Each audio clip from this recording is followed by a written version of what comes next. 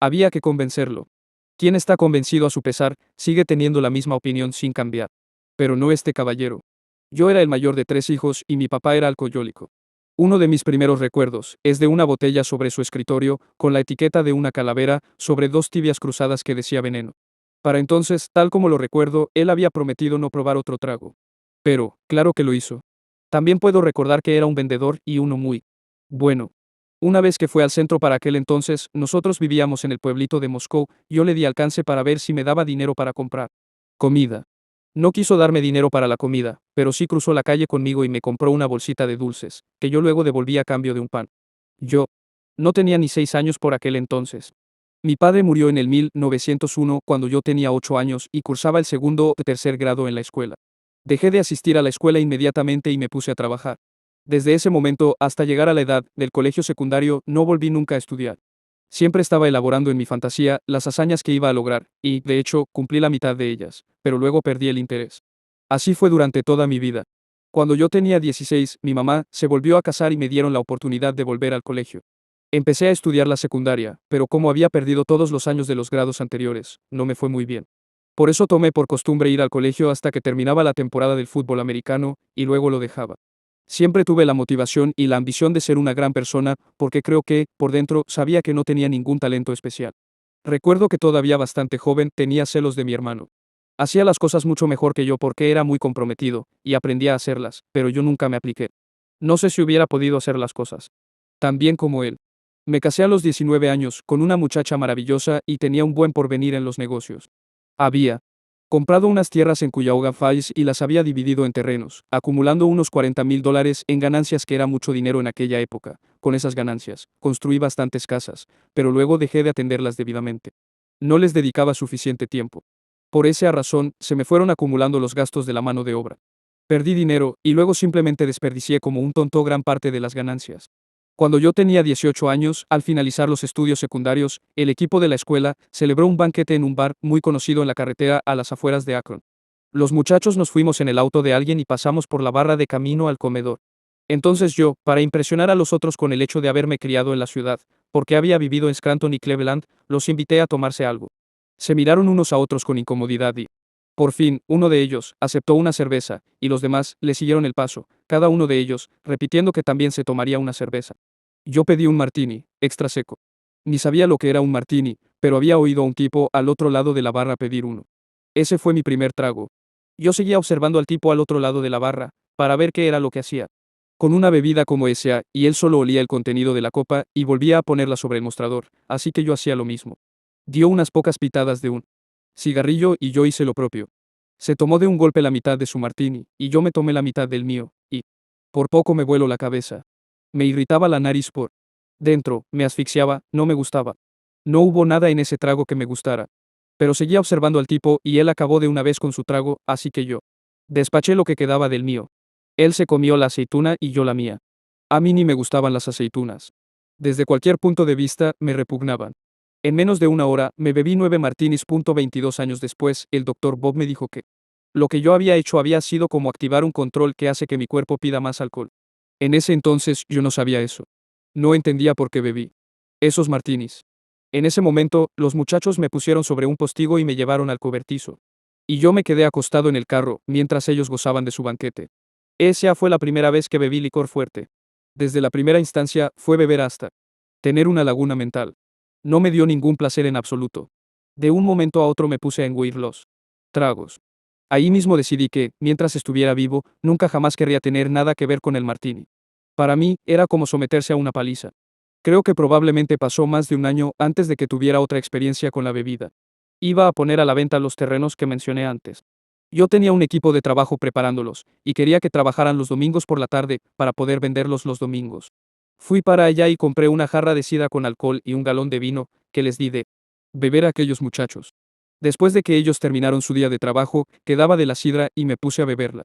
Ese día, revisando los contratos y el dinero en mi bolsillo, me di cuenta de que había vendido 6 terrenos que ni recordaba, tampoco conocía a la gente a quien se los había vendido.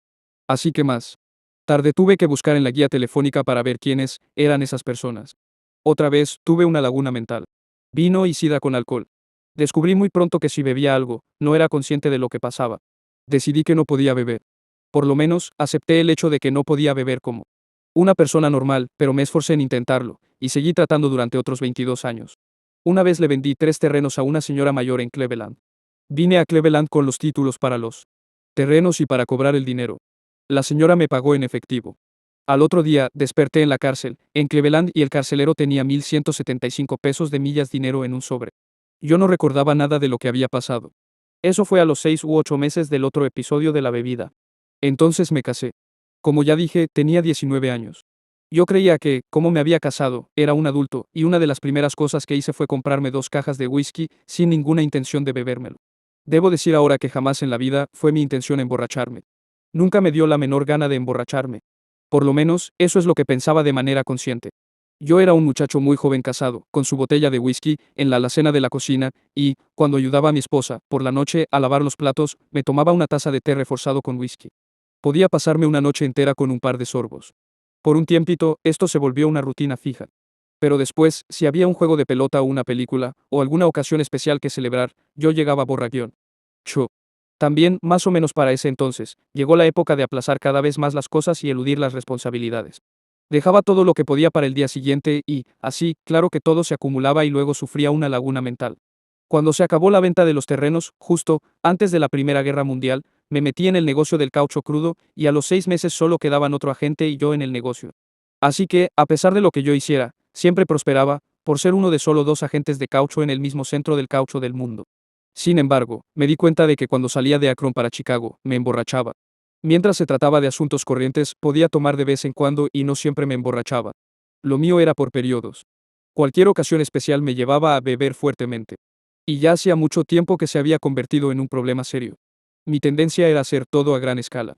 Bien recuerdo estar sentado con $7 en el bolsillo, haciendo planes para darle a mi familia, 100 o $200, cuando todo me saliera bien el año siguiente. Pero no hice nada para darle ni una parte de los $7 que tenía en el bolsillo. El auge del caucho duró unos 6 años, de 1916 a 1922. Se derrumbó en los años 20. Todas las empresas en el país, menos la Firestone, se reorganizaron por esa época. Yo siempre pude acercarme a la posibilidad de acceder a grandes cantidades de dinero. Me aseguraba de conocer gente importante. Podía trabajar un negocio hasta el punto de que solo faltaba cerrar el trato. Ya todo el camino se había preparado, el financiamiento estaba acordado, pero entonces me daba por decir: al diablo con el negocio. Y lo abandonaba. Casi tuve éxito, solo casi. Me figuraba que la única diferencia entre un millonario y yo era, o que yo no tenía la determinación o que él tenía la suerte y no yo. Aquella fue la época de auge de Akron, por 1919 o 1920. La expansión fue increíble. Yo tenía una opción de compra de un terreno justo al lado de East Market Street para construir un edificio de 300 apartamentos, 100 para mujeres solteras en un lado del edificio, 100 para hombres solteros en el otro lado y 100 en el medio, para parejas casadas. El sótano albergaría una tintorería, una barbería, una sala de billar, una bodega, en fin, de todo. Yo ya tenía un contrato, por lo menos verbalmente, sobre la mitad del terreno y los contratistas se quedarían con la mitad de la segunda obligación hipotecaria. En ese preciso momento, perdí el interés, vendí la opción por 5,000 pesos y me olvidé del negocio por completo. En otra ocasión, tenía un proyecto para reunir recursos en un negocio de compra de caucho. Mi idea era que todas las compañías reunieran sus fondos para comprar el caucho cuando estaba barato y acumularlo. Cuando los precios del caucho bajaran a cierto punto, se harían del resto del caucho en el mercado y lo comprarían. Con las empresas grandes y con la cantidad de dinero que pudiéramos haber tenido, más las promesas que me habían hecho, podría haberse logrado. Yo trabajé el asunto hasta lograr un contrato preliminar con los participantes más importantes en el negocio del caucho, pero entonces me descuidé y no cerré el trato. La idea que yo tenía era que la bebida no tenía nada que ver con que yo no les diera seguimiento a mis asuntos. No sé si bebía para encubrir mi fracaso o si fracasaba por beber. Yo podía razonarlo de ambas maneras. Recuerdo muy bien un largo periodo de años en que yo creía que era el único en el mundo, que sabía que, tarde o temprano, me iba a emborrachar. Puedo recordar las veces en que mis amigos me recomendaban para un puesto o un negocio, y yo lo rechazaba, pensando que en algún momento, en el futuro, me emborracharía y ellos pagarían las consecuencias. Mientras tanto, las cosas en casa no andaban muy bien. Teníamos 2 hijos, un niño y una niña, y cuando el niño tenía como 12 años, nos separamos. Había sido mi idea. Recuerdo que le dije a esa pobre alma que yo probablemente podría dejar de beber si no estuviera casado con ella y que, al fin y al cabo, no me gustaban las restricciones. No me gustaba tener Que estar en casa para cierta hora, no me gustaba esto, no me gustaba lo otro. Y creo que la pobre muchacha realmente me concedió el divorcio para que yo pudiera dejar de beber. Pero claro, lo poco que me controlaba antes se esfumó entonces y empecé a tomar más. Ya hacía tiempo que había llegado a la conclusión de que yo estaba loco, porque hacía tantas cosas que no quería hacer. No quería ser negligente con mis hijos. Yo los quería, creo que tanto como cualquier padre. Pero sí fui negligente con ellos. No quería meterme en broncas, pero lo hacía. No quería que me arrestaran. Pero me arrestaron. No quería perjudicar la vida de gente inocente, al manejar borracho, pero lo hacía. Por supuesto que llegué a la conclusión de que tenía que estar loco. Mi gran misión era no dejárselo saber a los demás. Puedo recordar muy claro cuando pensé que iba a dejar de tomar, trabajaría bien fuerte, me aplica guión. Ría por 8 horas al día, 5 días a la semana, ganaría mucho dinero y entonces podría empezar a beber de nuevo. Era lo contrario del patrón anterior, cuando tenía miedo de ir al trabajo. ¿Por qué podría beber? Siempre al final de estos sueños estaba la bebida. Ahora traté de parar. Creo que fue en 1927. Yo me divorcié en 1925 o 1926. Decidí que no iba a tomar más. Recuerdo un tiempo en que no tomé por 364 días, pero no llegué a cumplir el año. En otra ocasión, fui a ver a Max R. en busca de un trabajo, conduciendo uno de sus camiones. Él ya sabía algo de que yo bebía y me preguntó qué estaba haciendo para enfrentar el problema. Le conté que yo no había probado un trago por 99 días y que había llegado a la conclusión de que yo era uno de esos individuos que no podían beber. Así que, sabiendo eso, había decidido que, mientras estuviera vivo, no me tomaría otro trago. Por esa declaración, y el hecho de que yo me había mantenido sobrio por 90 días, me dio un trabajo vendiendo terrenos de una propiedad que él tenía. Me pusieron de gerente de ventas y tenía 4 hombres trabajando para mí. Al final de unos 4 meses, no solo tenía ropa elegante, y debo decir que cuando hablé inicialmente con Max, yo no tenía un solo traje de caballero que pudiera vestir de un momento a otro, ahora tenía 6 trajes. Tenía un auto. Tenía todo de lo que a un hombre se le pudiera antojar y estaba manejando de Akron a Cleveland, justo, después de salir del banco y comprobar que tenía unos 5,000 pesos. Me dirigí a Cleveland, preguntándome por qué me encontraba en una situación tan diferente a la de 6 meses antes. Llegué a la conclusión de que se debía a que yo no me había emborrachado, y no me había emborrachado porque no había probado un trago. Y en ese momento, dije una oración. Era una expresión de aprecio por no haber tomado durante esos pocos meses, y, en ese momento, sin que nadie me prometiera nada ni me amenazara, hice un voto solemne de no probar otro trago mientras estuviera vivo. Mi mamá y mi papá eran católicos y a mí me habían bautizado, pero después de que me prepararon para hacer la confirmación no fui a la iglesia, y, luego, cuando se volvió a casar mi mamá, se casó con un protestante y se olvidó de la religión. Así que yo nunca había tenido contacto duradero con ninguna religión. Pues bien, estaba yo manejando de camino a Cleveland cuando prometí solemnemente que nunca volvería a beber. Eso fue a las 3:30 de la tarde. A las 3:30 de la mañana próxima, estaba en el cuartel de la policía de Champlain Street, entre rejas, por haber conducido borracho e insultado a un agente de la policía. Y el traje de caballero del que me sentía tan orgulloso estaba tan acabado que el carcelero tuvo que conseguirme unos pantalones para yo comparecer ante el tribunal la mañana siguiente. Me había topado con un hombre con quien siempre bebía. Cuando aquel hombre y yo nos veíamos entonces, no sabía cómo se llamaba, ni lo sé ahora, siempre nos emborrachábamos. Yo lo había visto en la calle, y parecía muy próspero. Su rostro y sus ojos lucían claros y él empezó a elogiarme por el buen aspecto y lo bien que me veía. Entonces, yo le dije, no he probado un trago en 9 meses. Él me contestó, bueno, yo llevo 3 meses sin tomar. Y estuvimos allí parados por 20 minutos, contándonos uno al otro cuánto mejor parados estábamos, lo mejor que lucíamos, lo mejor que estábamos en cuanto a finanzas, mentalmente, físicamente, éticamente, en fin, en todos los sentidos habidos y por haber. Y entonces, los dos nos dimos cuenta de que era hora de seguir nuestro camino. Nos dimos la mano y él sostuvo la mía un momento y me dijo, te diré lo que haré en honor a los viejos tiempos. Te invito a un trago y si tú sugieres otro, te pegó un golpe en la nariz. Y creo que sacamos un cálculo, por lo menos yo, de que no había nadie por ahí que supiera que yo había dejado de beber. Podía tomarme un trago y luego seguir absteniéndome del alcohol. Nadie se iba a dar cuenta, así que acepté el trago. Nos metimos en un bar clandestino y no recuerdo haber salido de ese lugar.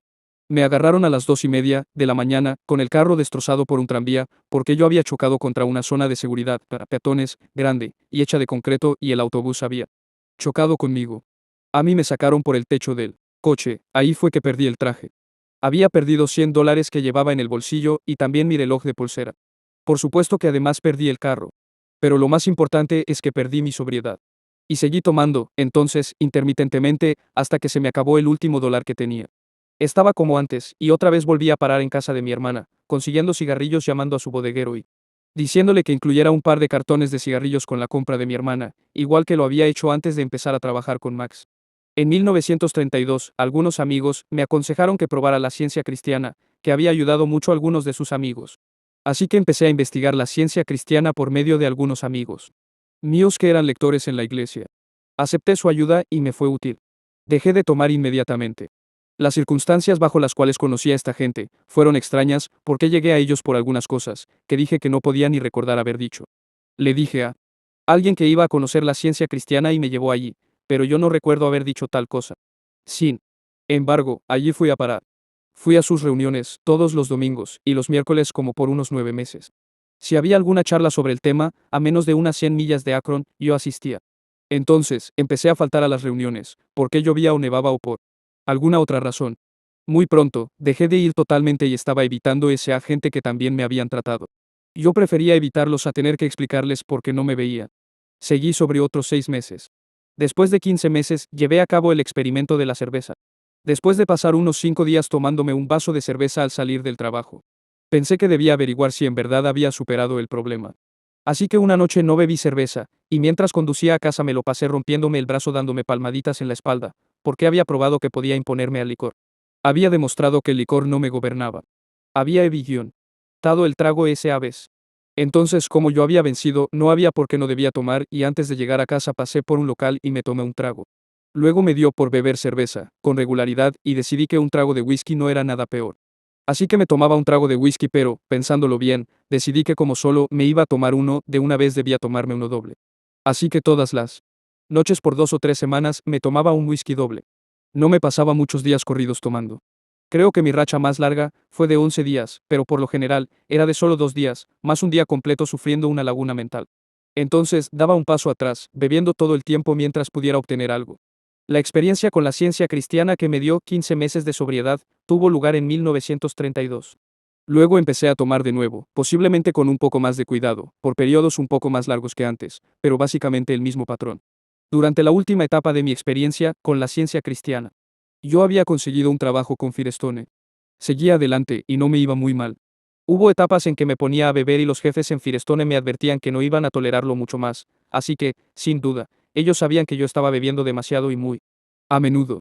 Para que se vea hasta qué punto llegó esta obsesión, hubo una vez cuando pasé una semana bien agradable, iba de camino a casa un domingo a las 9 de la noche, y me dio por ir a tomarme un trago. Pasé por una barra y me metí en una bronca. Me arrestaron y me llevaron a la cárcel, donde me cayeron encima 2 o 3 tipos que estaban confinados allí a quienes yo había tratado de darles órdenes. Me dieron tremenda paliza. Yo había tratado de juzgarlos y darles, con el palo de una escoba. Tenía la nariz rota, una fractura en un pómulo y la cara morada desde la parte baja hasta el pelo. Estaba lleno de moretones y tenía los labios hinchados cuando nos despertaron por la mañana para ir a la corte. En la corte, yo lucía tan mal que el juez decidió darme una prórroga y me dejó firmar los papeles para ir al hospital a ver a un doctor. Bajé las escaleras y allí estaba el viejo policía veterano con canas encargado del despacho de pertenencias. Al entregarme mis cosas, me preguntó, ¿vas a salir a la calle así? Y yo le dije, bueno, aquí no me voy a quedar. Tenía puesto pantalones blancos, zapatos blancos y una camisa blanca teñida con hilos de sangre. Y él dijo, entonces, ¿por qué no tomas un taxi? Yo le contesté como se le hablaría al botones en un hotel, está bien. Llámame un taxi. Y así lo hizo, y cuando yo me metí en el taxi, ordené, llévame a una licorería. Fuimos a una en North Hill y yo mandé al taxista con el poco dinero que tenía a que me comprara un cuarto de galón. Me lo trajo y yo me tomé un gran sorbo. Cuando llegué a casa tuve que darle un cheque para pagar por el viaje. Bebí más y me quedé dormido el resto del día. Por la noche, me desperté y ya había llegado a casa la gente con quien compartía la casa. Los invité a un trago y ellos se acercaron al pie de las escaleras y yo asomé la cara desde la parte de arriba. La buena mujer se desmayó solo al verme. Así que decidieron que debía verme un médico. Lo llamaron y da la casualidad de que llamaron a uno que yo conocía. Vino, y cuando me vio, me mandó al hospital. Después de haber pasado 10 días en el hospital, Sor Ignacia, quien ha jugado un papel tan importante en el desarrollo de A en esta región, se asomó por la puerta una mañana y, mirándome como inquisitiva, anunció que quizás, después de todo, a lo mejor podrían devolverle un aspecto humano a mi rostro. Y al final de 14 días, me dieron de alta. A los 3 días, regresé al trabajo. Me llamaron para un chequeo físico al día siguiente, el doctor no dejó que yo siguiera trabajando, dándome 10 días de alta diciendo que yo me había lastimado un ojo. Así que no me permitieron volver al trabajo por 10 días y durante ese plazo, me emborraché 2 veces, mostrando el poco control que me imponían esas restricciones. Poco después, mi hermano, quien se había relacionado con unas personas y había dejado de beber, me instó a que lo acompañara a unas reuniones. Por supuesto que yo no tenía el menor interés en ir a ninguna reunión. Le expliqué a mi hermano que algunas de las personas con quienes él se reunía habían estado en un hospital. Yo no podía permitir que me vieran con ese agente, pero le dije que claro que pagaría las cuotas por él si le ayudaba a abstenerse de la bebida. Por mi parte, no quería tener nada que ver con aquella gente. No tenía ninguna necesidad de tales compañías. Una mañana, después de un par de días de beber fuerte, sin parar, desperté, y me encontré con mi hermano y el doctor Bob en mi sala, hablándome de dejar de beber. Lo único que me pasó por la mente ese día fue beber un trago y que mi gran problema era cómo deshacerme de aquellos dos payasos. Me preguntaron si me tomaría una medicina y les prometí que lo haría si me conseguían un trago. Así que mandaron a Paul y él regresó con una pinta. Tomé 2 tragos cada uno de un cuarto de pinta, y estaba siguiéndole la conversación a esta gente, pero pensaba que tarde o temprano, me iban a atrapar, porque eran más inteligentes que yo y la bebida ya empezaba a surtir efecto. Cuando extendí la mano para tomarme el tercer trago, Bob dijo, mira, y hombre, prometiste tomar la medicina si te traíamos un trago. Ya te trajimos el trago, pero tú no te has tomado la medicina. Yo le di la razón y le dije sin vacilación que yo nunca en mi vida había roto una promesa. Le había prometido tomarme la medicina y me la tomaría, pero no le había dicho cuándo, y así, me salí con la mía y me dieron el tercer trago. Entonces empecé a hacerles muchas preguntas a mi hermano, y al doctor Bob de cómo funcionaba la cosa. Me imagino que durante todo ese tiempo los ojos se me iban poniendo más vidriosos, porque al fin y al cabo le dije a Bob, tú estás seco. Nunca vas a querer probar otro trago en tu vida. ¿Verdad? Y la respuesta que me dio es muy importante para la gente como yo, que somos víctimas del alcoholismo. Él dijo, mientras yo esté pensando como pienso ahora, y mientras esté haciendo las cosas que hago ahora, no creo que vuelva a tomar otro trago. Y yo le dije, bueno, ¿y Paul? ¿Has conseguido que no beba? Me dijo que esa era una pregunta para Paul. Pues Paul básicamente repitió lo que había dicho el doctor Bob. Y yo dije, ahora quieren hacer que yo deje de beber. ¿No voy a querer otro trago? Bueno, dijo el doctor, tenemos esperanzas en ese sentido. Yo contesté, en ese caso, no hay por qué desperdiciar y me tomé lo que quedaba de la pinta. A los pocos minutos se fue el doctor Bob, dejando la medicina que debía tomar con mi hermano. Paul midió la dosis de la medicina, pero se figuró que, con mi historial, aquella pequeña dosis no iba a ser suficiente, así que puso el doble. Luego le añadió unas gotas más y me la dio. Perdí el conocimiento de una vez. Eso fue un jueves. Recobré el conocimiento el domingo siguiente. Había tomado 5 onzas y media de paraldehído. Como me afectó tan fuertemente, pensaron que debía estar en un hospital, y desperté en el hospital. Cuando recobré la conciencia el domingo, era un día de febrero de 1937, feo, de lluvia y nieve. Paul, el doctor y muchos de los otros muchachos estaban en Cleveland atendiendo unos asuntos. La gente del grupo no había aparecido ese día. Una parte de mi familia estaba en Florida y los demás no me hablaban, así que me pasé el día muy solo y para esa noche estaba sintiendo mucha lástima de mí mismo. Estaba oscureciendo bastante y yo no había prendido ninguna de las luces, cuando entró un tipo grande y encendió una de las luces. Le dije, mira, muchacho, si yo quiero las luces puestas, yo las prendo. Nunca lo olvidaré, él en ningún momento lo dudó y yo nunca en mi vida lo había visto.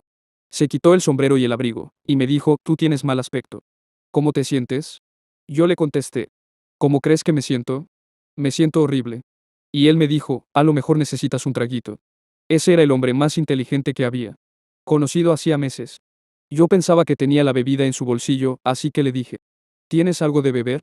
Él dijo, no, llama a la enfermera. Y me consiguió el trago. Entonces empezó a hablarme de su experiencia con la bebida, lo que le había costado, cuánto y dónde había tomado y cosas por el estilo. Y recuerdo que yo estaba bastante aburrido, porque no me interesaba para nada qué, dónde y cuándo había bebido. Resultó que el hombre era viude, uno de los primeros miembros de A, pero no podría decirte ni una palabra de lo que me dijo. Cuando se fue me di cuenta, por su historia, que como bebedor yo era un flojo. Yo sabía que podía dejar de beber, porque él lo había hecho, él no había bebido por más de un año. Lo importante era que estaba contento. Estaba libre, sin la carga del alcoholismo encima, y por eso estaba feliz y contento. Es algo que nunca olvidaré. Al día siguiente, vinieron a verme otras personas del grupo. Recuerdo bien a uno de ellos, Oyu, que había venido a pie casi 3 millas atravesando charcos, hielo y nieve para llegar al hospital a ver a un hombre que nunca antes en su vida había visto, y eso me impresionó a mí muchísimo. Caminó al hospital para ahorrarse el dinero del transporte y lo hizo contento para poder ayudar a un individuo que no había conocido. Había habido solo 7 u 8 personas en el grupo antes que yo, y todos me fueron a ver durante el tiempo que estuve en el hospital. El programa, muy sencillo, que me aconsejaron seguir era que yo debía pedirle a Dios saber su voluntad para mí para ese día, y, luego, lo mejor que pudiera, seguirla, y por la noche, darle las gracias a Dios por las cosas que me habían pasado durante ese día. Cuando me dieron de alta del hospital, traté de hacerlo por un día, y funcionó, por una semana, y funcionó, y luego por un mes, y funcionó. Entonces traté por un año, y siguió funcionando. Y así ha continuado por 18 años.